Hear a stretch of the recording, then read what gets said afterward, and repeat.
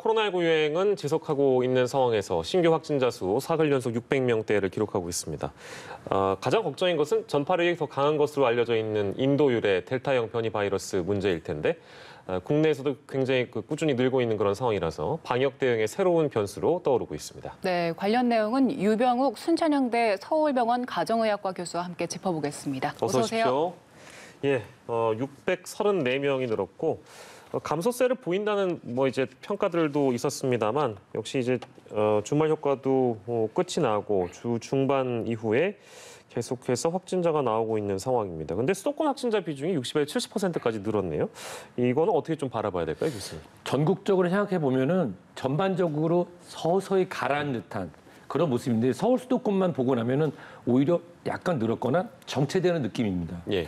현재 우리 7월 달에 새로운 사회적 거리두기를 앞두고 나서 뭐라 할까요? 약간의 기대감, 기대 심리 등으로 인해서 젊은 층을 중심으로 조금 풀어지는 모습이 보이고 있는데요. 예. 이 코로나19의 특성을 우리가 잊지 말아야 되는 거는 밀접하고 마스크 착용을 못하고 사람이 많은 곳에 특히 우리가 잘 모르는 분들을 많이 만나는 다중이용 시설에 노출되는 경우에는 코로나19에 노출될 수밖에 없습니다. 예. 그리고 예방접종이 지금 많이들 받고 계신데 네. 여전히 전파력이 강하고 많은 활동을 하는 20, 30대, 40대 분들은 접종이 거의 미비하거나 아직 준비가 안 돼 있지 않습니까? 네. 따라서 이 사회적 거리두기가 완화되는 시점에 혹시라도 오해를 하시면 안 된다고 말씀드리고 싶은 게요. 이게 다시 서울 경기권만 400명, 500명 확진이 나올 수도 있는 상황이 언제든지 올 수 있기 때문에 네네. 지금까지 잘 해오셨으니까 조금만 더 시간을 갖고 8월 중순 이후 20, 30대 만 18세에서부터 49세까지 예방접종이 진행되는 시점까지는 이 사회적 거리두기에 대한 서울 경기권 이외에는 거의 다 풀어지지 않습니까? 예. 하지만 실질적으로 내 마음속에 사회적 거리두기는 새로운 사회적 거리두기 단계의 2단계 이상으로 갖고 가셨으면 좋겠습니다. 네, 알겠습니다. 이번 주 내내 국내외에서 변이 바이러스와 관련된 보도들이 굉장히 많이 나와서요. 이제 오늘은 변이 바이러스 중심으로 이야기를 나눠보겠습니다. 전 세계적으로 일단 변이 바이러스가 굉장히 확산을 하고 있는 상황인데 그래도 다행인 게 아직 국내에는 그렇게까지 높은 비율의 검출률을 보이고 있지는 않잖아요. 그런데 당국에서는 경고를 했습니다. 국내에서도 언제든 우세종이 될 수 있다라고 경고를 했습니다. 교수님께서는 지금 변이 바이러스 국내 상황 어떻게 보고 계십니까? 우선은 우리가 기억을 한번 더 돌아볼까요? 이 이태원 클럽에서 발생했던 이 확산세 작년 5월이었죠. 그때 미국에서 들어오는 GR, GH형 이 문제가 된다라고 얘기를 했었을 때 예. 많은 분들이 이것이 설마 우세형이 되겠나 했지만 결국 현재 우세형은 바로 그것입니다. 예. 그렇다고 하면 영국형 변이보다 1.6배 정도 전파력이 강한 것으로 연구돼 있는 인도형의 델타 변이인 경우에는 현재는 미미하게 보고가 되고 있지만 이것은 곧 우세종이 될 가능성이 큽니다. 그 이유는 이 바이러스 특성상 숙주에는 영향을 덜 미치면서 예. 오랜 기간 무증상이면서 본인의 자손을 퍼뜨리는 것이 성공적으로 살아남거든요. 네. 예전에 우리가 말씀드렸던 S형이나 V형처럼 중국에서 시작됐거나 아니면 국내에서 발견됐던 거는 최근에 거의 나오고 있지 않거든요. 네. 따라서 이 델타주는 이틀 전에 파우치 미국 질병관리본부에서도 얘기를 했는데 예. 미국은 이미 우세형으로 발표를 했고 아마 한국도 곧 우세형으로 될 가능성이 높습니다. 다만 이것에 대한 치명률이나 이런 부분들은 아직까지 연구된 바는 없는데 예. 높아 보이진 않습니다. 예. 네, 워낙 확인되지 않은 정보들이 지금 많이 돌아다녀서 불필요한 두려움도 높아진 상황인 것 같아요. 그래서 교수님께서 이 델타 변이가 어느 정도의 전파력을 가졌고 어떤 정도의 치명률을 가졌다 이런 점들을 좀 짚어주시는 게 좋을 것 같습니다. 우선 전파력이 높은 거는 사실입니다. 예. 근데 전파력 말씀하시면서 14초라는 말씀을 하셨는데요. 네. 우선은 이 감염되는 과정을 생각하면 우리가 노출이 된 다음에 감염이 된 다음에 발병했을 때 보통 우리가 완전한 감염이 됐다라고 말씀드립니다. 예. 근데 바이러스의 특성상 이것이 그 바이러스를 배출하는 숙주인 감염자가 본인이 증상이 있느냐 없느냐 또 한 번에 얼마나 많은 양의 바이러스를 배출하냐에 따라서 예. 감염력이 달라질 텐데요. 그래서 현재 이 델타형 변이인 경우에는 이 감염될 때 특정한 그 항원 항체 반응을 일으키는 그 스파이크 프로테인이라고 뾰족 튀어나온 그 단백질 부분이 더 잘 결합하는 것으로 실험실적으로 확인이 됐습니다. 네네. 따라서 실험실적으로 이 결합되는 부위가 다른 부위보다 더 많이 나타난다는 거. 영국 등에서 확인된 통계적 수위로 봤을 때 예. 100명이 100명한테 감염시킬 때의 그런 어떤 정도에 있어서 약 1.6배 정도의 감염력이 더 높은 걸로 나와 있습니다.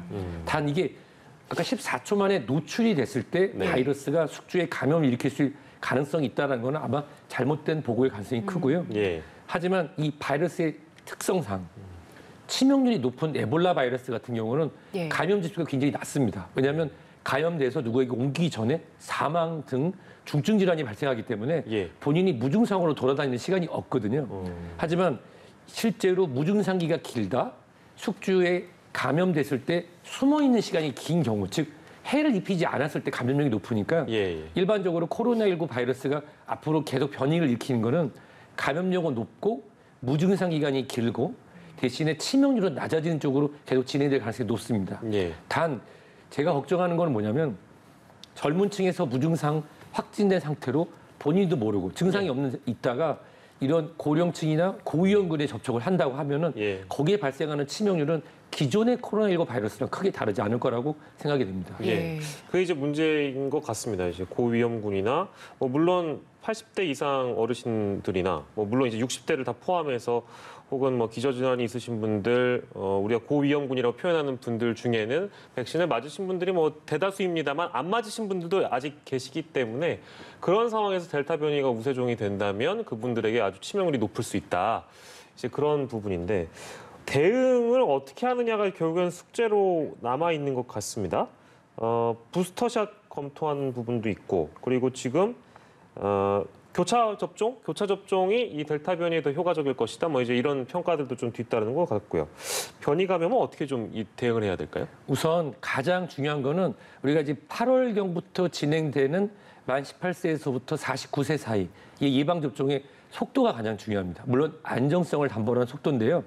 이렇게 생각하시면 돼요. 제가 가끔 쓰는 표현인데 우산을 우리가 100명의 사람이 모여 있습니다. 네. 100명이 다 우산을 필 수도 없지만 70명 정도만 우산을 펴도 100명이 다 아래 비를 맞지 않잖아요. 예. 그런데 나는 우산 쓰기가 싫으니까 나는 있을래 그러면 주변 사람들이 다 비에 젖겠죠. 혹시 예.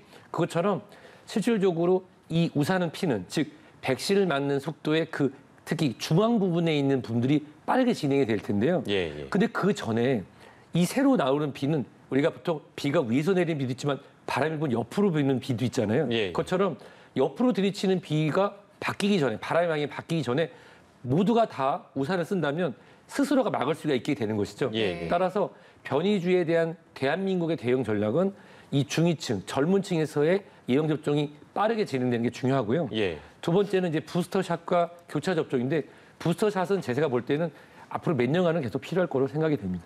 저는 이제 아스트라제네카를 1차, 2차 예방 접종을 완료했는데요. 예. 아마 올 말 또는 내년 초에 새로운 변이주에 대응하는 아스트라제네카 예방 접종이 나오면은 저는 이제 그걸 맞게 되겠죠. 예. 아마 한 번으로 끝날 거로 생각됩니다. 예. 하지만 당시에 그것이 충분하지 않다 그러면은 네네. 거기에 필요로 한 메신저 RNA 방식의 예방 접종이 필요하다고 판단이 되면은 교차 접종도 저는 받을 생각이 있습니다. 예, 알겠습니다. 결국에는 부스터샷, 교차 접종까지 해서 백신 접종만이 답이라는 말씀이신 건데 접종률을 좀 살펴보겠습니다. 네. 백신 접종률 살펴보면 1차 접종자가 지금 3만 1,320명 늘었습니다.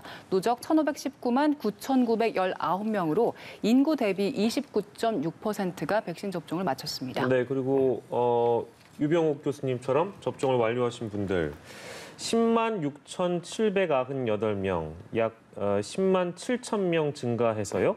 452만 1,785명입니다. 인구 대비 8.8%로 늘어난 그런 상황이네요.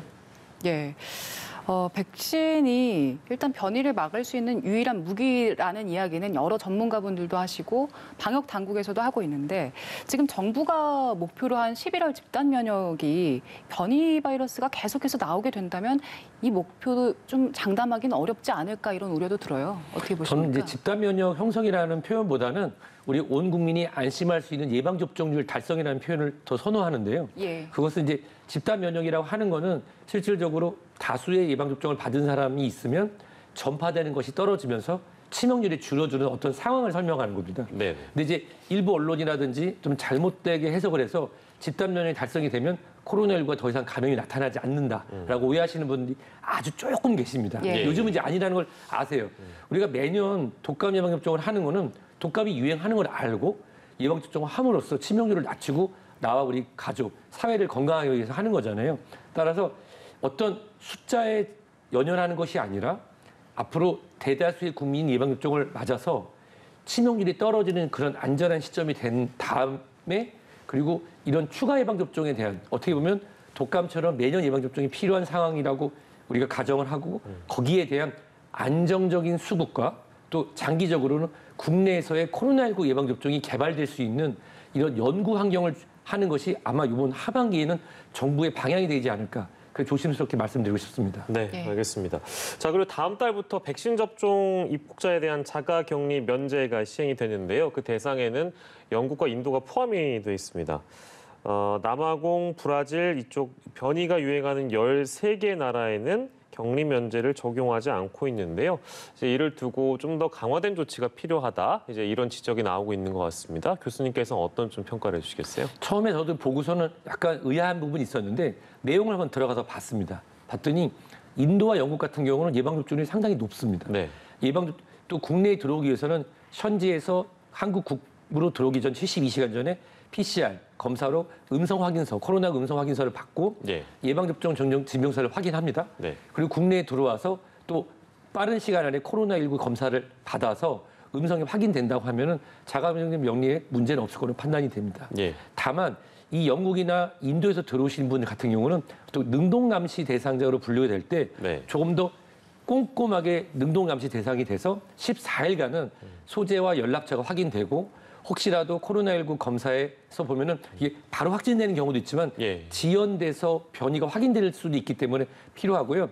나머지 브라질이나 기타 국가 같은 경우는 변이주가 주이고 예방 접종률이 아직 미미하기 때문에 예. 다수의 분들에게 격리 면제를 진행하기는 어려울 거로 판단이 됩니다. 예, 알겠습니다. 그리고 지금 미국 상황 보면 모더나, 화이자 같은 mRNA 계열의 백신을 접종한 젊은 층에서 심근염 같은 이 심장 질환 발생률이 굉장히 높다고 나와 있어서 FDA에서도 여기에 경고 문구를 추가하겠다 이렇게 밝힌 상황입니다. 지금 아직 국내에서는 이와 같은 유사한 사례가 발견된 게 있습니까?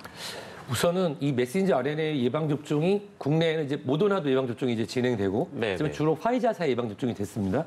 근데 화이자사의 예방 접종은 주로 젊은 층이라고 하면 간호사 선생님들이나 또 의료진들에게 국한돼서 맞았고 대부분 다 75세에서 예방 접종이 진행됐기 때문에 예. 청소년에서의 사례는 현재 없다라고 하는 거는 청소년 예방 접종을 받은 적이 없으니까 없는 겁니다. 예. 근데 미국의 사례를 보면 모더나사의 예방 접종은 만 18세 이상, 화이자사의 예방 접종은 만 16세 이상에서 허가를 처음부터 받았고 예. 지금 12세에서 15세도 화이자사는 허가를 받아 예방 접종을 하는데 예. 바이든 미 대통령이 얘기를 한 번 한 적 있죠. 속도를 낼 필요 없다.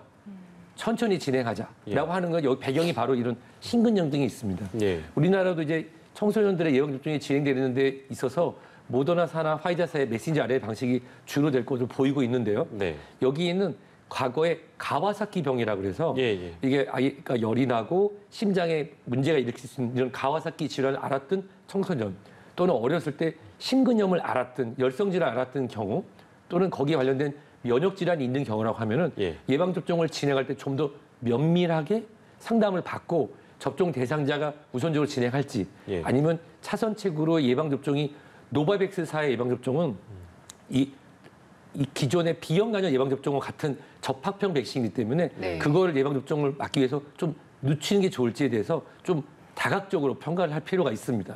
알겠습니다. 근데 그 심근염이라는 게 굉장히 위험한 거예요? 어떤 겁니까? 심근염은 심장의 근육에 염증이 생기는 건데요. 네네. 예를 들어서 고령층에서 바이러스에 감염이 됐는데 그 바이러스가 심장을 싸고 있는 막 예. 또는 심장 근육 내로 파고 들어가서 염증을 일으키게 되면 충분하게 수축을 할 수 없는 힘이 돼서 심근염으로 인한 심부전, 즉 예. 심장이 충분히 어. 수축하지 못하는 질환이 올 수도 있고요. 네. 또 다발성 심근염인 경우에는 심장마비도로 진행될 수 있는 그런 중증 질환이 나타날 수 있습니다. 예. 지금 그렇군요. 국내에서 청소년들은 접종을 하고 있진 않지만 다음 달 19일부터 수험생들, 고3 수험생들이 이제 화이자 백신을 맞게 되잖아요. 그러면 뭐 면밀한 상담을 통해서 결정을 해야 될까요? 어떻게 접종을 진행해야 될까요? 우선은 고3 그리고 고3 수험생들 우선 접종하고 조금 시간을 두고 나서는 이제 수험생분들도 접종을 진행하는데요. 네. 제가 걱정하는 부분은 미국에서 그 라벨, 여기서 경고문을 붙인다는 건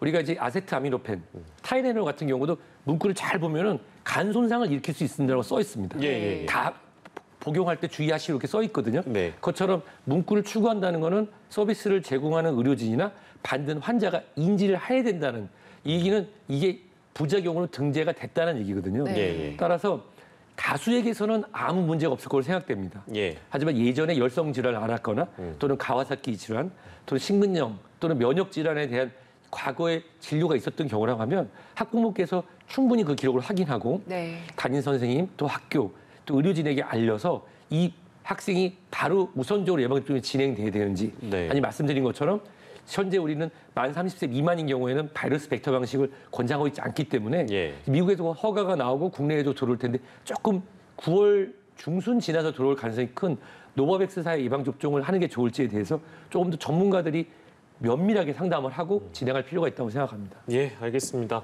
오늘은 여기까지만 코로나19 상황 짚도록 하겠습니다. 유병욱 순천향대 서울병원 가정의학과 교수와 이 시간 함께했습니다. 고생하셨습니다.